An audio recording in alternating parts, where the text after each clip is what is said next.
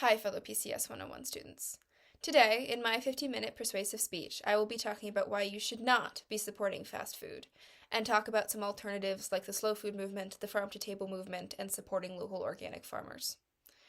While fast food has become a normalized part of our daily eating habits, in reality it harms us as the consumers of that food, it harms the planet through its unethical and unsustainable actions, and it harms the animals that it mistreats in order to serve us $5 burgers.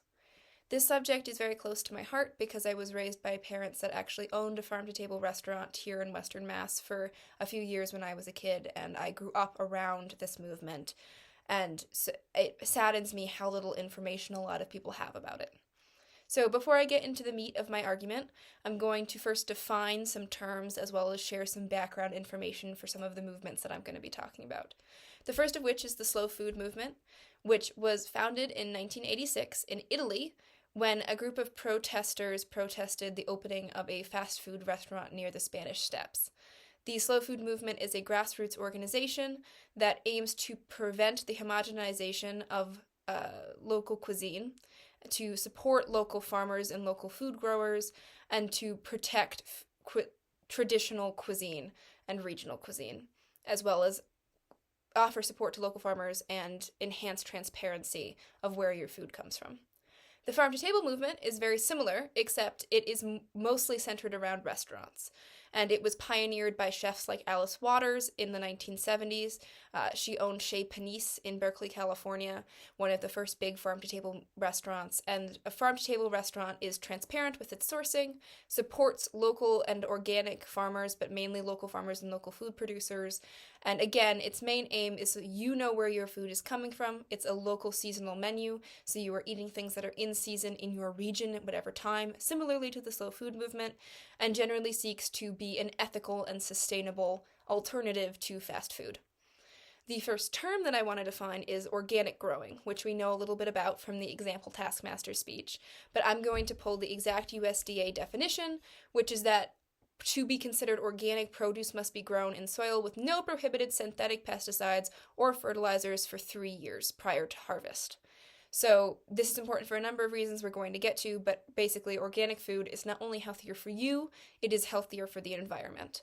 And finally, a looser term I'm going to talk about is humane.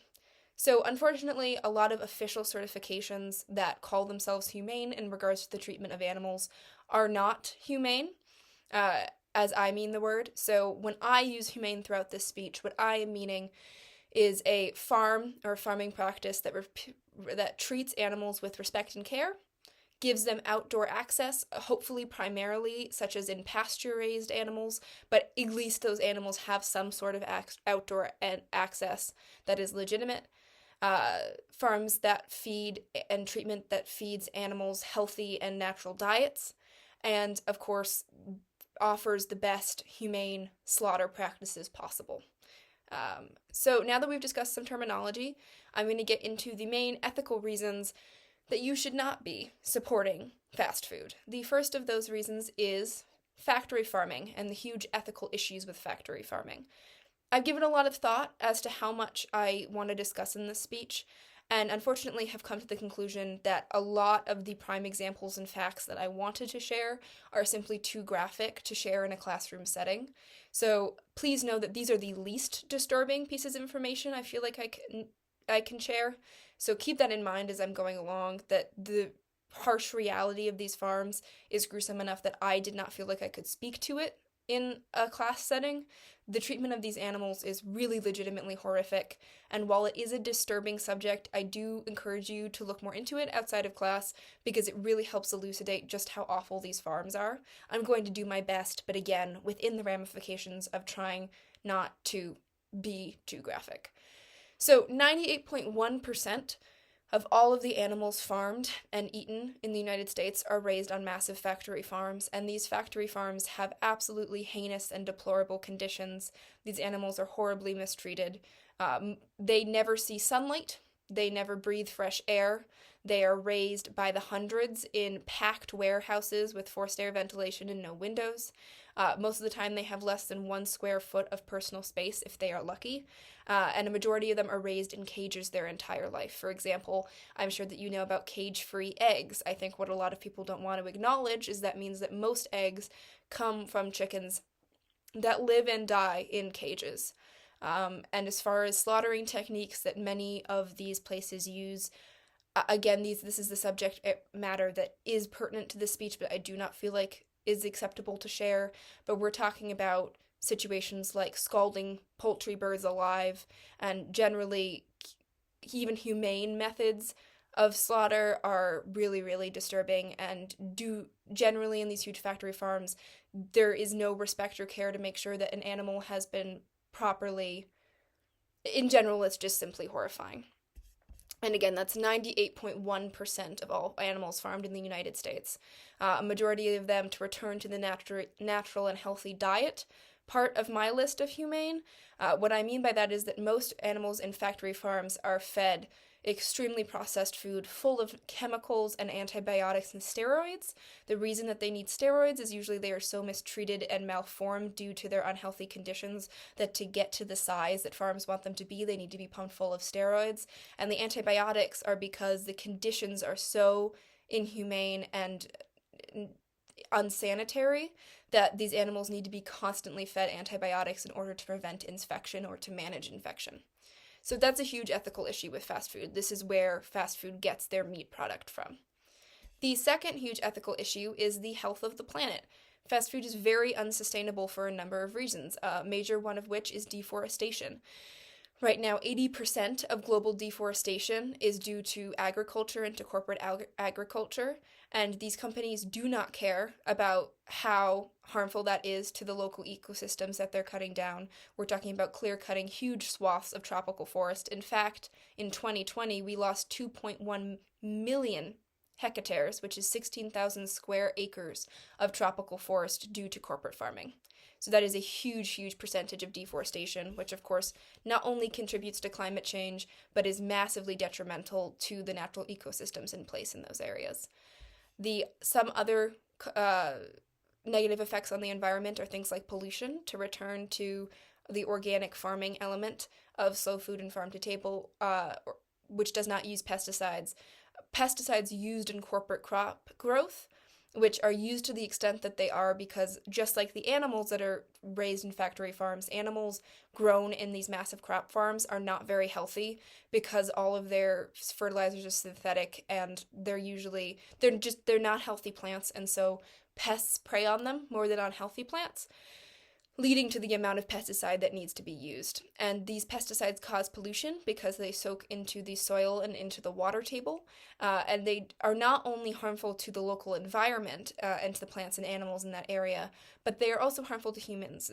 Pesticide poisoning has been linked to neurotoxicity and to neurological conditions, and it has also been linked to things like reproductive health, and this especially impacts the workers and the farm laborers that are on the farms using a lot of pesticide, which are usually underpaid, because that's another issue with big factory farms and with big corporate crop growth, is they outsource to other countries so that they can avoid paying livable wages.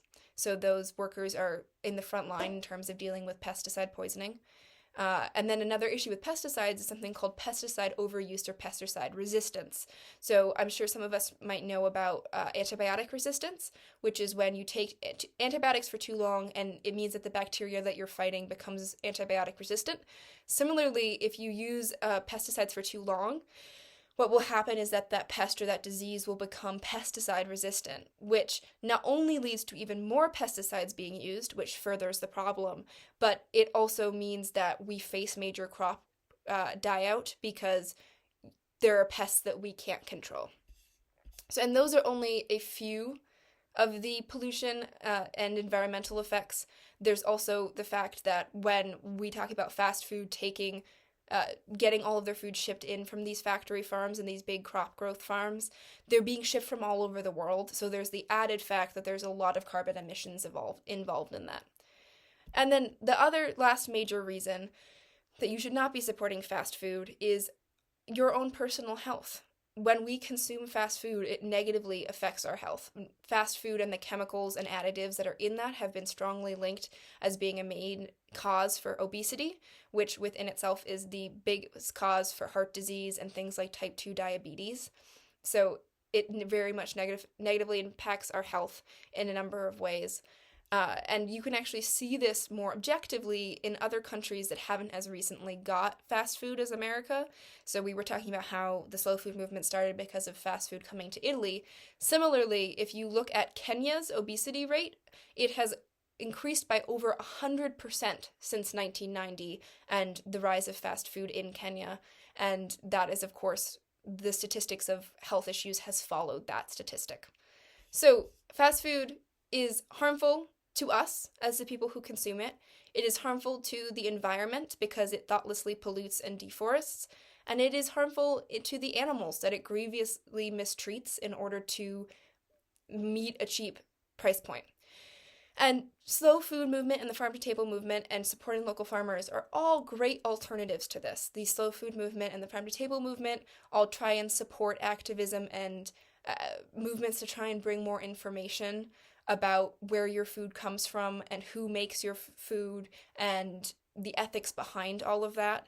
And of course, supporting local farmers, especially local organic farmers, helps drive these giant companies out of business and helps support local infrastructure. So the question is, why are we not already turning away from fast food? And so during this last little section of my speech, I'm going to talk about two major issues that I've encountered and that generally people trying to move away from fast food have encountered. The first of which, of course, I think might be the first thing that jumps into a lot of people's heads is price.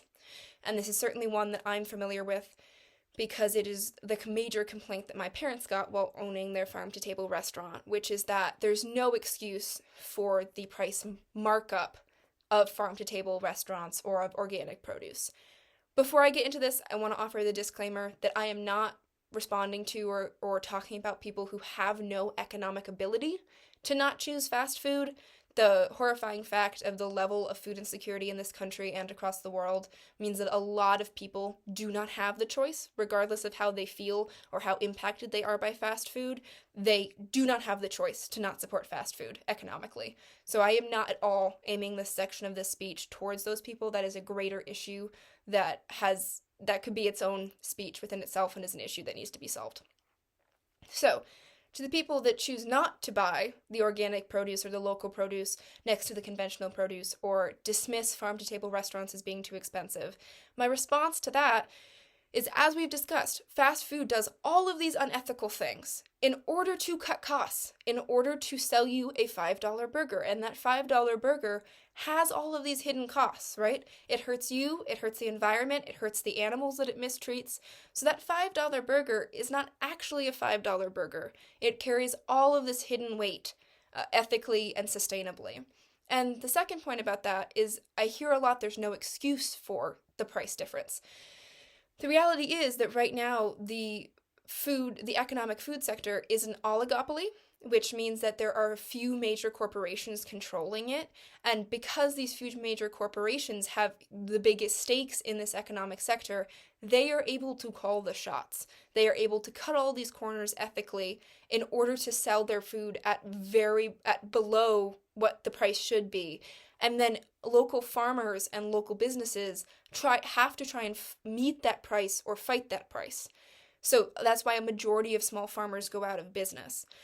So the pricing of fast food is the problem, not the pricing of organic or local or farm-to-table food. That is the food, that price is set by people who try and pay their workers a living wage, who give you transparent sourcing, who try to offer the best care to the animals that they are serving, that try to be the most ethical and sustainable that they can be. So that is the actual cost of food. The fast food is what's lying to you.